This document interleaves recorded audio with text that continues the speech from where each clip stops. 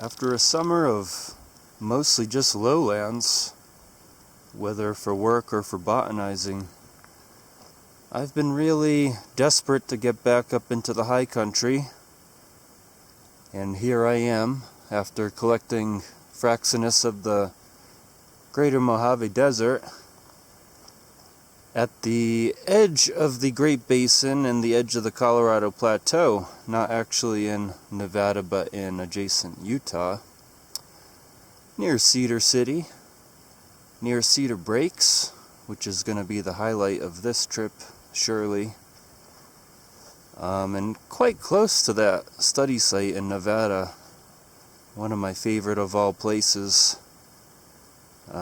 That we've been to together multiple times. It's probably just 60 air miles from here, honestly. And just remarking to myself how exceptional it is at the very end of September, nearly October now, with extremely high fire danger, i.e. a great lack of precipitation this entire summer here. So the drought of Nevada has in fact been a drought of Utah as well, and of Colorado, and of California, and of other places. Surely, Oregon's been on fire, for example. But it's just remarkable to still have Heliomeris multiflora and Hypomopsis aggregata still in flower this late. They have to be two of the longer lived, in terms of their flower length, species of the entire region, Great Basin or Colorado Plateau, or Southern Rockies. I wouldn't be surprised to see either of these still blooming this late in Colorado either, but especially the Heliomeris. There's so many blossoms still that they'll be going well into October, which, you know, may be unusual in Colorado. Hopefully they're still going somewhere in Nevada too. Oaks never really leave good colors for us in the fall. Members of Populus often do. Not necessarily in drought. The one that almost never fails is genus Acer. One of the prettiest things in these parts at the moment, the maples.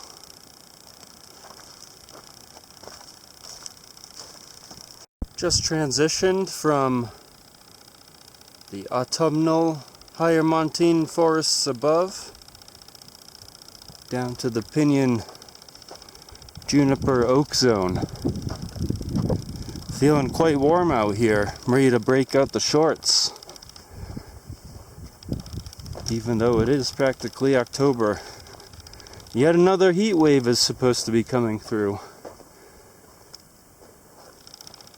Temperatures over 100 degrees in southern Nevada again. Not good.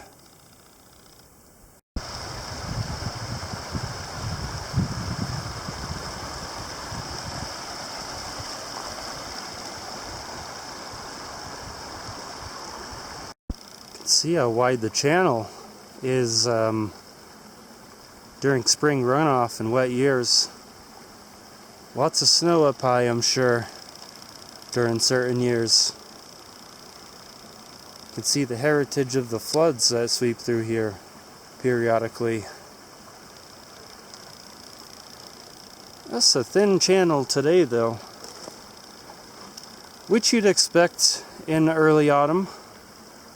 Either way, drought or not. I'm sure this is not a historical low, despite the fact that Las Vegas just surpassed its historical lack of precipitation mark of 150 days or so, and counting at this point. So the droughts that affect Nevada affect western Utah as well. No doubt about that. Next step is to follow Rattlesnake Canyon up to the breaks themselves. That's a preview of what they look like. Should be quite spectacular above.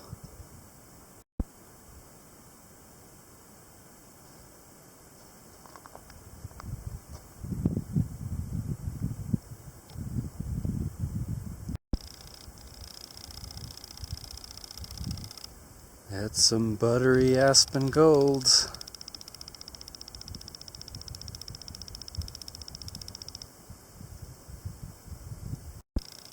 These are the breaks. Break it up, break it up, break it up.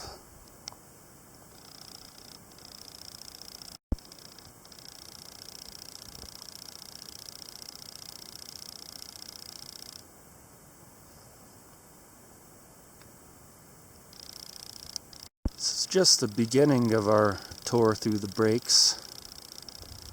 They're not that big. I mean, they're towering where they are, but they're not that extensive.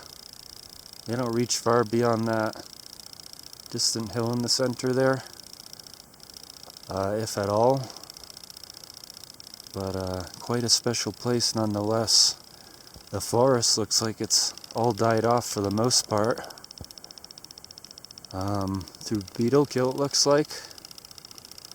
So maybe more resistant genetics will come back, or persist long term rather. Or this place could become a steppe, just like similar elevations of 10,000 feet plus in the Great Basin. Someday I may predict it to be more likely to be steppe than forest, since, well, it's getting warmer, and if you have really harsh drought events like this year, not only will that make the forest more susceptible to disease, but it'll become less likely that trees will come back and that sagebrush won't be here instead.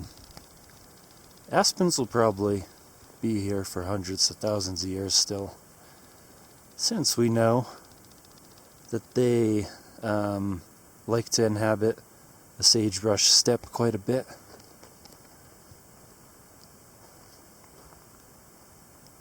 I was coughing and scratch throating a lot to get up here. I've been living in the California ash cloud for, goodness, 6 weeks now, maybe? Off and on, but mostly on. If I wasn't on, at my house, I was either just a little bit further from the cloud in Lincoln County, Nevada, or in the cloud itself at one point in the Owens Valley, which was particularly wretched. I imagine there are still particulates from that day in my lungs, because that was about a week ago now.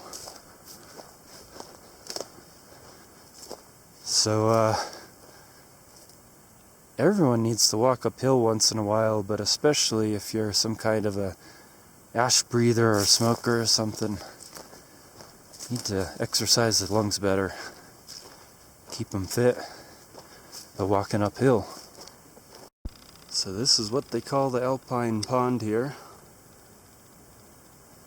Far from alpine though. Elevations don't breach 11,000 here, so I was puzzled by how it could have been alpine, and it turns out it's not. It's very much a subalpine pond.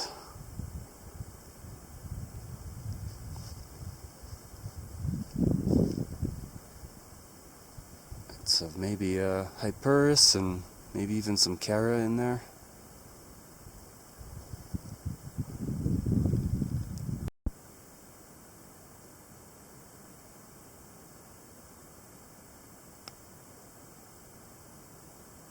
Well, I've wrapped around much of the breaks at this point.